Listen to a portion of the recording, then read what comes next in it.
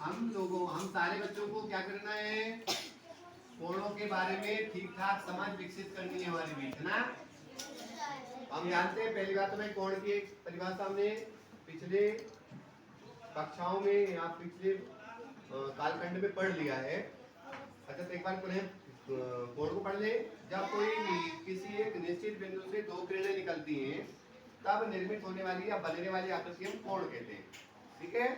अब कोण के प्रकार हमारे पास कुछ जो प्रकार है हमने सामने लिखा हुआ है। पहला प्रकार हमारा है न्यून कोण। कौन सा कोण? न्यून कोण। तो कैसे कोण बोलते हैं? ऐसे कोण जिनकी माप शून्य से अधिक हो एवं 90 अंश से कम की हो। शून्य अंश से अधिक की हो और 90 अंश से कम की हो, ऐसे कोण को हम न्यून कोण कहते हैं, कहलाता है।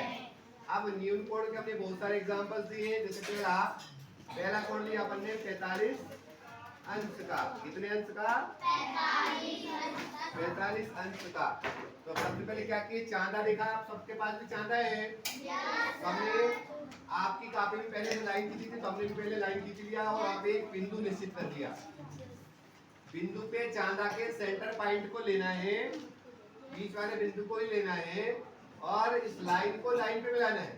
तो देखिए, बिंदु यहाँ पे, चांदा यहाँ पे, तो हम चांदा के बीच वाले बिंदु को लाया और हमको लाइन पे लाइन को सेट करनी है चांदा की। हमने कर दिया। अब क्या करना है हमें, चांदा के दोनों तरफ शून्य दिखाई दे रहा है, लेकिन हमको कौन सा वाले शून्य से स्टार्ट करना है, क्योंकि बिंदु यहाँ पे और लाइन हमारी दाहिनी हाथ की ओर है, इसलिए दाहिनी हाथ की तरफ के शून्य से स्टार्ट करनी है। तो चलो करते हैं।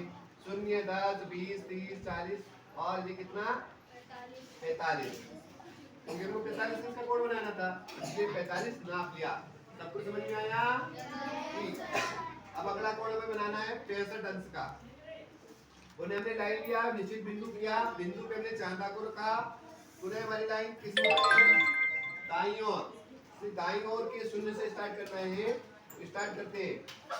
शून्य से लेके कितना? 60 और 5 65। दिखाई दे रहा है 65 अंश का कोण।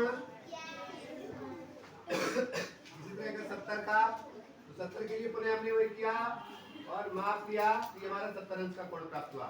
इस तरह से आपको अभी गृहकार और कक्षाकार के लिए क्वेश्चन दिए 80 अंश, 85 अंश, 75 अंश, 60 अंश, 44 अंश, ऐसे बहुत सारे कोण हम निर्मित कर सकते हैं। ठीक है। सीधी सी कहानी है, जिसका माप एक मतलब शून्य से जरा भी ज्यादा हो, मतलब एक भी होता है तो हमारा कोण कौन सा होगा? न्यून कोण होगा। लेकिन 90 से कैसा है तो क्या होगा? 90 से कम है तो क्या होगा? न्यून कोण होगा। 89 में कौन सा कोण है? न्यून कोण त्रिभुज है, क्योंकि उसका माप 90 अंश से कम की है। ऐसी समकोण है, ऐसा कोण जिसकी माप 90 अंश की हो, समकोण त्रिभुज कहलाता है।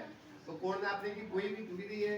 हमने लाइन खींचा, लाइन पे एक बिंदु पे निर्धारित किया और हमने बिंदु पर चांदा को सेट किए, चांदा की बिंदु और लाइन पे लाइन मिलाया और चूंकि दाईं ओर लाइन खींचा है तो दाईं ओर से लेना। अगर आप बाईं ओर लाइन खींचेंगे तो बाईं ओर से लेंगे और शून्य से गिन लीजिए। 0, 10, 20, 30, 40, 50 और ये पूरा 90 संपूर्ण त्रिभुज बन गया।